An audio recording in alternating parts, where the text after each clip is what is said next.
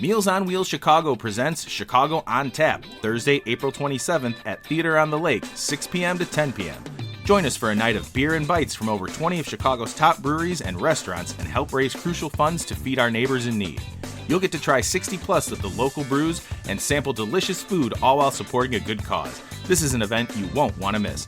To get your tickets, go to mealsonwheelschicago.org, click on events, and look for Chicago on Tap. And if you'd like to save $15 on your ticket with a promo code, be sure to email us at info@themaltinghour.com and put Chicago on Tap in the subject, and we'll send you the promo code. Cheers and hope to see you there.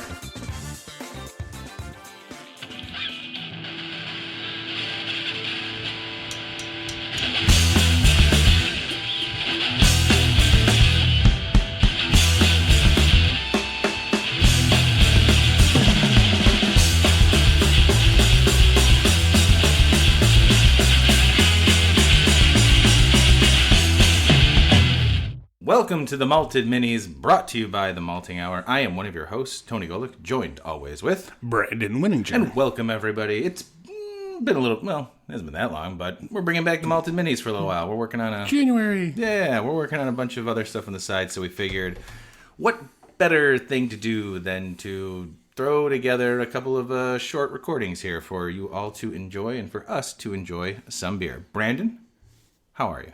Good, man. How are you? Pretty good, Good night. Looking forward to this. Kind of a short week because we're recording this the week of Easter. If you celebrate, some of you have the day off on Friday. Some of you maybe have a half day, or it's a floating holiday for another day. I'm choosing to go into work on Friday, so I have the following Monday off. Do you normally get it off?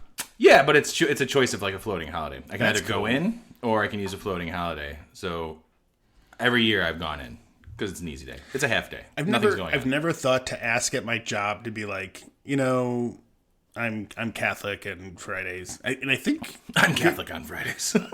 I'm Catholic only on Fridays. I think, isn't Good Friday a holy day of obligation? Yeah, I think so. I feel like it is. I mean, why else would they giving you, unless you're getting the floating holiday because of Easter? It's a floating, yeah. It's a floating holiday because it's Easter, and we also have people who do not celebrate Easter, so they have a chance to use that day for another. Got it. Anyway, that makes sense. So yeah, happy spring, everybody. It's spring in Chicago. What a weird day today. It was 70 degrees when I woke up, and now it's 35. I love it. Really? It is. I didn't wear a coat when I left this morning for work, and I threw on 2 layers to come over to you. Yeah, is it supposed to be cold tomorrow? We're like the welcome to the weather hour. It's going to be in the 50s, and then it's like all next week's in the mid 70s. Okay. So by the time this one comes out, it'll be in the 70s. It's going to be great. Can't wait. Back to it, baby. Anyway, Brandon, what are we drinking from your cellar? We are drinking Ballast Point Barrel-Aged Victory at Sea. This is a 2017 High West variant.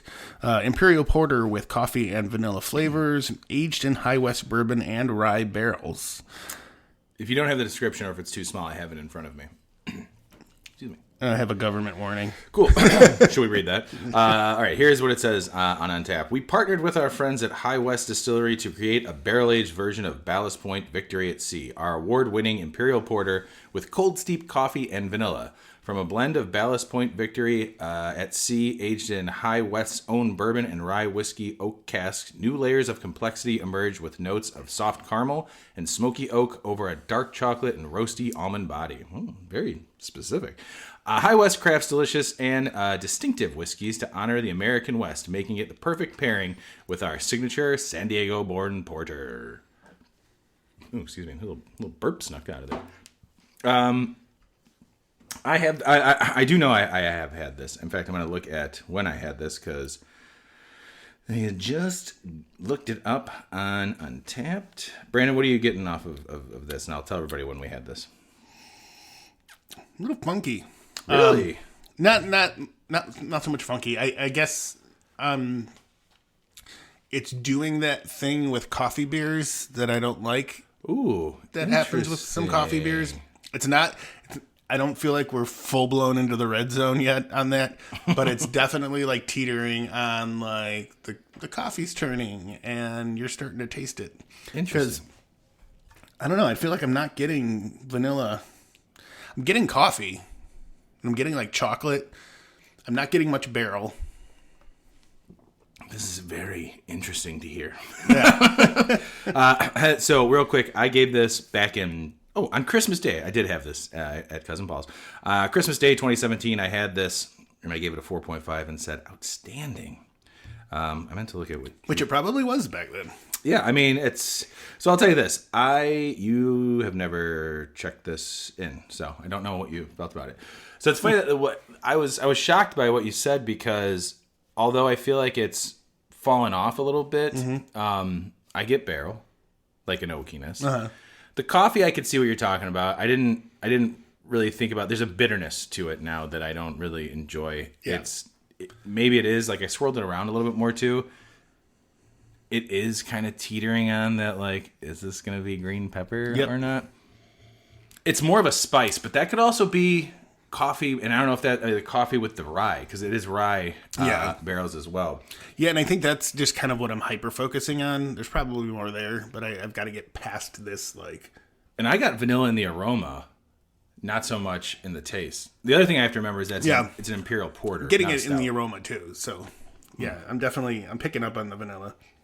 But man, now that you say that, and I don't know if I changed your mind, but now in my head I've got like the weird coffee flavor, like that little bit of like green pepper. And that's what I was like hyper focusing on. Yeah, and I'm trying not to. Yeah, I'm trying to find the other stuff now, and I'm starting to. Like you said, there is a slight oakiness in there that I'm starting to pick up on. So, all right, that last sip I took. Maybe because I rushed it. I feel like I'm burning through this beer right now, which is not a good idea because we've got so much going on. There's a bitterness that's lingering. And again, this is not a knock at this beer. This beer has been sitting since 2017. Where it's been sitting, I don't know. Yeah, so this was one of the beers that I got in the giveaway group when somebody gave me just a bunch of whole random ass beers. Nice. This was in there. Yeah, and it's like I said, I remember having this beer and loving it. They did other Victory at Seas, like there's a peppermint one and coconut one, vanilla one, a whole bunch of other. Like this was in the heyday of when Ballast Point was really like popping off with, like, I really thought they were going to be the brewery that I was going to buy from all the time. And then I don't know what happened. You know what happened? Kings and Convicts. That happened.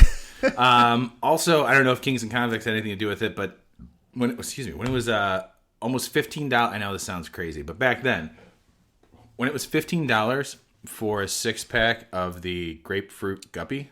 Oh, yeah. Or not grapefruit guppy, grapefruit sculpin. Sculpin, yeah. Mm-hmm. Grapefruit guppy is Pipeworks. Yeah. The grapefruit sculpin, that felt like a direct, like, I don't know, a fuck you to the customers. Like, it was not that expensive when it first came out, and all of a sudden the price shot up because people were buying it. I don't know if it's a supply and demand thing. Didn't ever hear anything about it. But the other, like, sculpins were great. But the grapefruit one was really started selling, and all of a sudden the price went up, and it kind of, like, turned me off from Ballast Point. Part of me wonders, so around 2015, I feel like it was, Ballast Point actually initially got acquired by Constellation Brands. Mm-hmm. And Constellation Brands was, like, a whole owner or majority owner in, like, Corona and, like... Well, and also a lot of distilling stuff. Is, too, yeah. Yep. So I feel like that is when I started to see a lot of price changes, too. Yeah. So that definitely had probably something to do with it. And then now, like, with the whole, like, Kings and Convict thing, like they closed the Ballast Point location we had here. Yeah. Now, I never had a chance to go. Oh, man. I went there with Laura and a couple, and it was a... like make your own succulent, like beer and plant thing. Yeah. And we used cans, that's cool. It was awesome. And I got to try a whole bunch of beers, and I actually they had 2 like sport themed hat and scarf combos, which I still have. One was it said Ballast Point, and one was the color of the Bears, and the other one was the San Francisco 49ers, which is funny because they didn't do the San Diego Chargers. Huh. But still, California and Chicago based teams. Kind of wish I got the 49ers one too. Anyways, it was a great spot. And, their beers were still really good. I don't even know if I see Ballast Point beers around anymore. I know they've like scaled back a lot. I haven't really followed the story after Kings and Convicts got them, and then did something else happen after that? Did they just like say we're done? Yeah, I don't know. remember. I think they had a couple other locations maybe that they might have shut down. What sucks is that I feel like when I discovered this beer is when I also discovered like Lagunitas barrel aged stout, and it was kind of like a nice alternative to like waiting for like a Bourbon County or any other big stouts that were being released here in Chicago. It's like, oh, like Dragon's Milk we've talked about before. Like Dragon's Milk is always really tasty. I like it. It's not a big thick stout, but it's a nice stout that has barrel character to it, that it's a good barrel aged beer. Like it's a solid type of beer. And now they do, you know, so many different versions. You know, they have like their reserve series that come out that really I think has helped make Dragon's Milk much more exciting, you know, with variants coming out. And all of them are really good. The only one I didn't like was, what was it? A rum barrel aged one. I didn't really care for it because I don't really like rum that much. Isn't there a new one that just came out? I don't know if you had sent it to me. I think so. Well, it's their triple mash one that they do. And the triple mash is really good. They also did a collaboration with Binny's. I haven't tried that, but they've done like s'mores and they've done peppers and double barrel. They've done that. But that's kind of what I was hoping was going to happen. I think at the time when these beers are coming out, they're like, oh, okay, good. So Victory at Sea already has, like, it's already an Imperial Porter, and they've got these variants, and now they're doing barrel-aged versions of it, too. That's exciting. They were 4-packs. I think they're like $15, maybe $16, or even like $14 when they were coming out. So it was like something that was affordable, like Lagunitas High Westified, or, wait, am I doing that right? High Westified? Yes. Willetized. Oh, yeah, the Willetized. Which one comes in the 4-pack now? I'm blanking. Willetized, I think. Willetized. They also did. I think they did a. They did a High Westified. Yeah. But the Willetized is the one they do in the 4-packs, and God, talk about bang for your buck. $15 for a 4-pack of that beer. We did that, I think, on the Christmas episode, our last Christmas episode of the Maltese. When that comes out, like, I feel like we should just buy a case of it because it'll be so cheap in comparison. Just having like barrel aged beers, that'd be a fun beer to maybe do some French press with. But anyways, yeah, this just the whole story of it's kind of like what happened to Ballast Point. Yeah. So just as a quick note, I did a search at like Binny's, and they have some Ballast Point like in stock, and they have like Sculpins, and it's still $16 for a 6-pack. And they have. Well, all the locations currently are sold out, but apparently High West, the Victory at Sea is still a regular that they do. So it'd be nice to maybe we'll try and find that next time I see it. I'll see a newer one. Yeah, if that. But it's funny because it's all sold out, so they probably don't have anything in. What's crazy though is this in a 4-pack is $13.99. Yeah, exactly, and that's like the 6-pack of Sculpin is $16. Come on. Yeah, that's just insane. But anyways, this I would say that this beer, I'm drinking it more. It goes back and forth. There's like kind of the green pepper, then not the green pepper. There's some vanilla, then there's no vanilla. There's barrel, then there's no barrel. And I keep swirling it around to see like everything will just kind of open up and just be there all at once. Yeah, and I feel like it's starting to get better. The warmer it gets, I'm getting more of the niceties that I want out of it. Niceties, I love that word. Versus like just that. You know, the potential green pepper. Did you get some floaties in there? It's a liquid floaty. What the hell is it? I don't know, but it was from the beer. Interesting. It looks like there's like brown marker on my finger now. It's now on my pants. I gotta say, this one's kind of a great example of why you don't necessarily need to age. And this is not a knock at you, Brandon. You just held on to it because you just did. Because somebody gave it to me. Well, yeah, you weren't aging it on purpose. But it's another good example of there are certain barrel-aged beers that you really don't have to age. They're really good fresh. You should have them fresh so you can get everything fresh. Some beers do stand the test of time. I feel like so many people have aged barrel-aged beers at this point that you could go online and see if there are certain beers worth aging, and if there's other ones not worth aging, let other people do the science. Do the work for you. I mean, we've had some old barrel-aged beers on here that were phenomenal. And we've also had old beers that were not barrel aged that were still also phenomenal. Absolutely. And this just for me is kind of, as our friend Ron would say, a shell of a beer of what it used to be. It feels, and again, this is only because it's from 2017. This is not a knock on the beer now if it's still actually being produced. It used to be a really good beer. So if you guys have any of these, start drinking them now. Yeah. Make ice cream with it. Make hot sauce with it. Cook with it. Chili, something. unless you like, if you crack it open, you really like it. Maybe this is your It jam. could all be in how it was stored too, because I was not the one who initially stored it. So there are more floaters of those weird, like, on the bottom of this now. lovely. Something hit my tongue too when I took a glug of that. So in its current iteration, if you had to rate it, how many sea shanties would you sing for this beer? For how old it is and where Yeah. it's at, sea shanties, I would give it 2.65 sea shanties. If someone else, like, I'm not so excited to have Cousin Paul crack this open anymore. I almost want to tell him to make ice cream something with it, Do yeah. something, make it chili with it. Like, next time he makes chili or a stew or something, this would be good, because, especially like a stew or a chili, because the bit of pepper flavor that we're getting from it. Yeah.